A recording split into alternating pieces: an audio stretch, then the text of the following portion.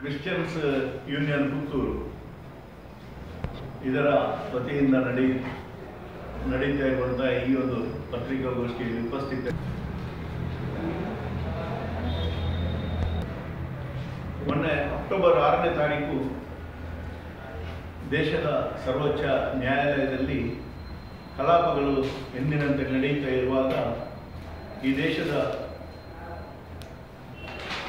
ಪರಮೋಚ್ಚ ನ್ಯಾಯಾಲಯದ ನ್ಯಾಯಮೂರ್ತಿಗಳಾದಂಥ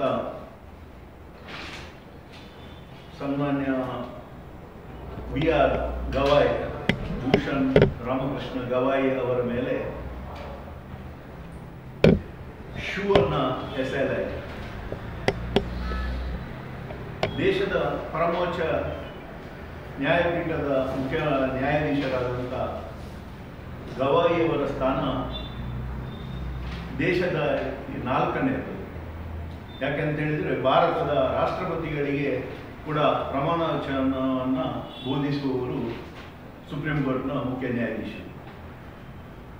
ಇಲ್ಲಿವರೆಗೆ ಸುಮಾರು 52 ಜನ ವ್ಯಕ್ತಿಗಳು ಈ ಒಂದು ಪೀಠದಲ್ಲಿ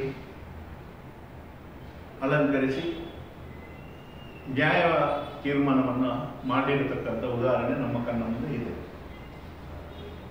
ದಲಿತ ಜನಾಂಗಕ್ಕೆ ಸೇರಿದವರಲ್ಲಿ ಇವರು 2ನೇವರು. ಒಂದು ಬಾಲಕೃಷ್ಣ ಎಂಬುವರೊಬ್ಬರು ಸುಪ್ರೀಂ ಕೋರ್ಟ್ನ ನ್ಯಾಯಾಧೀಶರಾಗಿ ಕರ್ತವ್ಯವನ್ನು ನಿರ್ವಹಿಸಿದ್ದಾರೆ. ಅಂಬೇಡ್ಕರ್ ರವರ ಪೂರ್ವಜರು, ಈ ಬಿ.ಆರ್. ಗವಾಯಿ ಅವರ ಪೂರ್ವಜರು ಅಂಬೇಡ್ಕರ್ ಅವರಿಗೆ ತುಂಬ ನಿಕಟವರ್ತಿಗಳಾಗಿದ್ದು ದಲಿತೋದ್ಧಾರದ ಅನೇಕ ಕಾರ್ಯಕ್ರಮಗಳನ್ನು ಹಮ್ಮಿಕೊಂಡಂಥ ಕುಟುಂಬ. ಒಂದು ಗಣತಿಯುತ ಹುದ್ದೆಯಲ್ಲಿರುವವರ ಮೇಲೆ ಶೂವನ್ನು ಎಸೆಯಲು ಪ್ರಯತ್ನಿಸಿದ್ದು ಬಹಳ ಆತಂಕಕಾರಿ ಘಟನೆ. ಈ ಕೃತ್ಯವನ್ನು ಎಸಗಿರುವವರು ಯಾರು? ಅಮಾಯಕರ ಅಲ್ಲ, ಮಾನಸಿಕ ಅಸ್ವಸ್ಥನೂ ಅಲ್ಲ, ಏನು ತಿಳಿಯದ ಬಿಸಿರಕ್ತದ ಯುವಕನೂ ಅಲ್ಲ, ಅವಿದ್ಯಾವಂತನೂ ಅಲ್ಲ. ಈ ಕೃತ್ಯವೆಸಗಿರುವ ವ್ಯಕ್ತಿ ಡಾಕ್ಟರ್ ರಾಕೇಶ್ ಕಿಶೋರ್. ಉನ್ನತ ವ್ಯಾಸಂಗ ಮಾಡಿರುವವರು, ಸುಮಾರು 70 ವರ್ಷ ದಾಟಿರುವವರು, ಅಪಾರ ಜೀವನ ಅನುಭವ ಇರುವ ಒಬ್ಬ ನ್ಯಾಯವಾದಿ. ಇವರು ಜನಸಾಮಾನ್ಯನಲ್ಲ. ಒಬ್ಬ ನ್ಯಾಯವಾದಿಯಾಗಿ ತನ್ನ ಪ್ರತಿರೋಧಕ್ಕೆ ಇತರ ಯಾವುದೇ ನ್ಯಾಯಿಕ ಮಾರ್ಗವನ್ನು ಅನುಸರಿಸಬಹುದಿತ್ತು. ಇಂತಹ ಹಿಂಸಾತ್ಮಕ ಮತ್ತು ಅತ್ಯಂತ ನೀಚ ಮಾರ್ಗವನ್ನು ಅನುಸರಿಸುವುದು ಬಹಳ ಆತಂಕಕಾರಿ ಬೆಳವಣಿಗೆ. ಈ ಶೂ ಎಸೆದಂತ ಈ ಡಾಕ್ಟರ್ ರಾಕೇಶ್ ಕಿಶೋರ್ ಅವರು ಈ ಕಲಾಪ ನಡೆಯುತ್ತಾ ಇರುವಂಥ ಸಂದರ್ಭದಲ್ಲಿ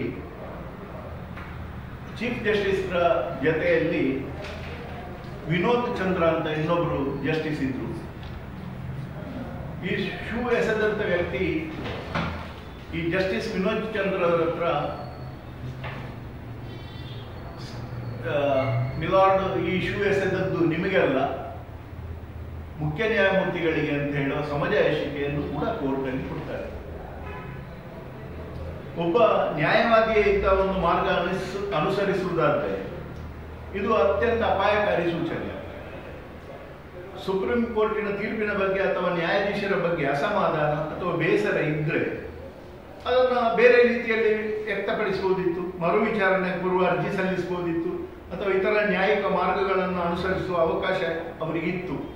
ಈ ಮಾರ್ಗವನ್ನು ಅನುಸರಿಸುವುದು ಭವಿಷ್ಯದ ಭಾರತದ, ಅವರು ಈಗ ಅನುಸರಿಸುವಂತ ಏನು ಮಾರ್ಗ, ಇದು ಭಾರತದ ಬಗ್ಗೆ, ಭವಿಷ್ಯದ ಬಗ್ಗೆ ಆತಂಕ ಉಂಟು ಮಾಡುವ ವಿಚಾರ.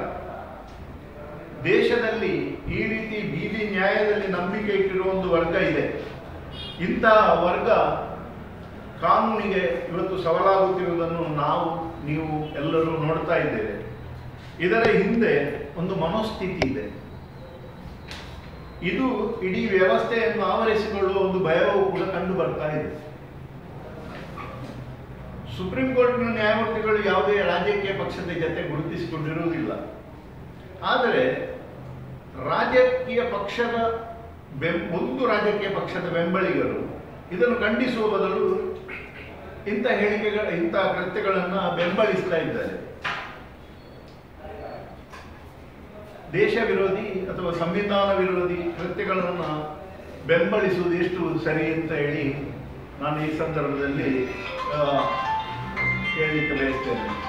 ಯಾವ ಸಿದ್ಧಾಂತ ದೇಶದಲ್ಲಿ ದ್ವೇಷವನ್ನು ಹರಡುತ್ತಿದೆಯೋ, ಯಾವ ಸಿದ್ಧಾಂತ ದೇಶದ ಭಾವೈಕ್ಯತೆಗೆ ಧಕ್ಕೆ ತರುತ್ತಿದೆಯೋ, ಯಾವ ಸಿದ್ಧಾಂತ ಸಂವಿಧಾನದ ಮೇಲೆ ದಾಳಿ ನಡೆಸುತ್ತಿದೆಯೋ, ಯಾವ ಸಿದ್ಧಾಂತ ದೇಶದಲ್ಲಿ ಭಯೋತ್ಪಾದನೆಯನ್ನು ಹುಟ್ಟುಹಾಕುತ್ತಿದೆಯೋ ಅದೇ ಸಿದ್ಧಾಂತವೇ ಇಂದು ನ್ಯಾಯಾಧೀಶರ ಮೇಲೆ ಚಪ್ಪಳೆ ಎಸೆಯುವಂತೆ ಮಾಡಿರುವುದು ಸ್ಪಷ್ಟವಾಗಿ ಗೋಚರಿಸ್ತಾ ಇದೆ. ಇದರಲ್ಲಿ ಯಾವ ಅನುಮಾನವೂ ಇಲ್ಲ. ನಮ್ಮ ದೇಶದ ಸರ್ವೋಚ್ಚ ನ್ಯಾಯಾಲಯದ ಮೇಲೆ ನ್ಯಾಯಾಲಯದ ಒಂದು ನ್ಯಾಯಾಧೀಶರ ಮೇಲೆ ಶೂ ಎಸೆದಿರುವ ದುಷ್ಕರ್ಮಿಯ ಪರದೆಯ ಹಿಂದಿನ ಸೂತ್ರಧಾರಿಗಳು ಯಾರು? ದೇಶದ ಅಮಾಯಕ ಜನರ ತಲೆಯಲ್ಲಿ ಮನುಷ್ಯ ವಿರೋಧಿ ಮನಸ್ಥಿತಿ ತುಂಬುತ್ತಿರುವವರು ಯಾರು? ಸಂವಿಧಾನದ ರಕ್ಷಕರು, ಪ್ರಜಾಪ್ರಭುತ್ವವಾದಿಗಳು, ಸಮಾನತಾವಾದಿಗಳು, ಜಾತ್ಯತೀತವಾದಿಗಳನ್ನು ಇಲ್ಲವಾಗಿಸುವ ವಿಷಕಾರಿ ದ್ವೇಷಮಯ ವಾತಾವರಣ ಸಮಾಜದಲ್ಲಿ ಸೃಷ್ಟಿಯಾಗ್ತಾ ಇದೆ. ಇಂತಹ ವಿಚಿತ್ರಕಾರಿ ಶಕ್ತಿಗಳ ವಿರುದ್ಧ ದೇಶ ಒಟ್ಟಾಗಿ ಮುಖಾಮುಖಿಯಾಗಬೇಕಿದೆ. ದಲಿತ ಸಮುದಾಯವನ್ನು ಪ್ರತಿನಿಧಿಸುವ ಸುಪ್ರೀಂ ಕೋರ್ಟ್ನ ನ್ಯಾಯಾಧೀಶರ ಮೇಲಿನ ದಾಳಿಯನ್ನು ಅತ್ಯಂತ ಕಟುವಾಗಿ ಖಂಡಿಸಬೇಕಾಗಿದೆ. ಸಿಬಿಐ ಗವಾಯಿಯವರ ಬೆನ್ನಿಗೆ ದೇಶದ ಪ್ರಜ್ಞಾವಂತ ಜನರು ಗಟ್ಟಿಯಾಗಿ ನಿಲ್ಲಬೇಕಾಗಿದೆ. ದೇಶದ ಸರ್ವೋಚ್ಚ ನ್ಯಾಯಾಧೀಶರ ಮೇಲೆ ಶೂ ಎಸೆಯಲು ಪ್ರಯತ್ನಿಸಿರುವ ದುಷ್ಕರ್ಮಿಯ ಹಿಂದಿನ ಸೂತ್ರಧಾರಿಗಳು ಯಾರು? ದೇಶದ ಅಮಾಯಕ ನಾಗರಿಕರ ತಲೆಯಲ್ಲಿ ಮನುಷ್ಯ ವಿರೋಧಿ ಮನಸ್ಥಿತಿಯನ್ನು ತುಂಬುತ್ತಿರುವವರು ಯಾರು? ಓರ್ವ ಶೋಷಿತ ವರ್ಗಕ್ಕೆ ಸೇರಿದ ಮುಖ್ಯ ನ್ಯಾಯಾಧೀಶರನ್ನು ಯಾಕೆ ಸಹಿಸಲಾಗ್ತಾ ಇಲ್ಲ? ಈ ರೀತಿಯ ಸಿದ್ಧಾಂತವನ್ನು ಎಂದಿಗೂ ಸಮರ್ಥಿಸಲು ಸಾಧ್ಯವಿಲ್ಲ. ವಕೀಲ ವೃತ್ತಿ ಜಾತಿ ಧರ್ಮವನ್ನು ಬದಿಗೊತ್ತಿ ಮಾಡುವಂಥದ್ದು. ವಕೀಲ ವೃತ್ತಿಯಲ್ಲಿರುವ ವ್ಯಕ್ತಿಯೊಬ್ಬ ಇಷ್ಟೊಂದು ಜನಾಂಗ ದ್ವೇಷಿಯಾಗುವುದು ನಂಬಲಾಸಾಧ್ಯ ವಿಚಾರ. ಇಂಥವರನ್ನು ಹುಡುಕಿ ಕಠಿಣ ಶಿಕ್ಷೆ ನೀಡುವ ಅಗತ್ಯತೆ ಇದೆ. ಡಾಕ್ಟರ್ ರಾಕೇಶ್ ಕಿಶೋರ್ರನ್ನ ತಕ್ಷಣ ಬಂಧಿಸಿ ಕಾನೂನಿನಂತೆ ಕಠಿಣ ಶಿಕ್ಷೆ ವಿಧಿಸಿ ಮುಂದಿನ ದಿನಗಳಲ್ಲಿ ಈ ರೀತಿಯ ಘಟನೆಗಳು ಪುನರಾವರ್ತನೆ ಆಗದಂತೆ ಕ್ರಮ ಕೈಗೊಳ್ಳುವಂತೆ ಹಾಗೂ ಇಂತಹ ಕೃತ್ಯಗಳನ್ನು ಸಾಮಾಜಿಕ ಜಾಲತಾಣಗಳಲ್ಲಿ ಬೆಂಬಲಿಸುವವರ ಮೇಲೂ ಕಾನೂನಿನ ಅಡಿಯಲ್ಲಿ ಕ್ರಮ ಜರುಗಿಸಲು ಕ್ರಿಶ್ಚಿಯನ್ ಯೂನಿಯನ್ ಪುತ್ತೂರು ಒತ್ತಾಯಿಸುತ್ತದೆ. ಸುದ್ದಿ ಚಾನಲ್, ಕ್ಷಣ ಕ್ಷಣದ ಸುದ್ದಿಗಾಗಿ.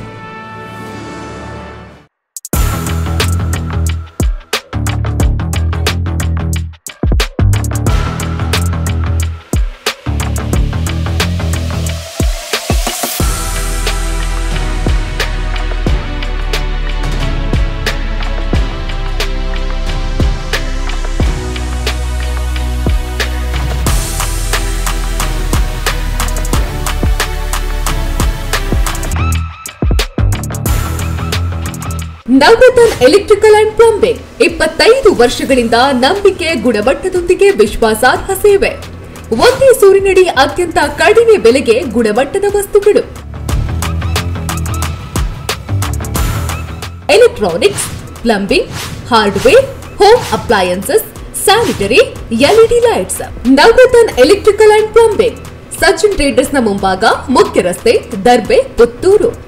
ಸಂಪರ್ಕಿಸಿ 9003814451 994552191 990178461.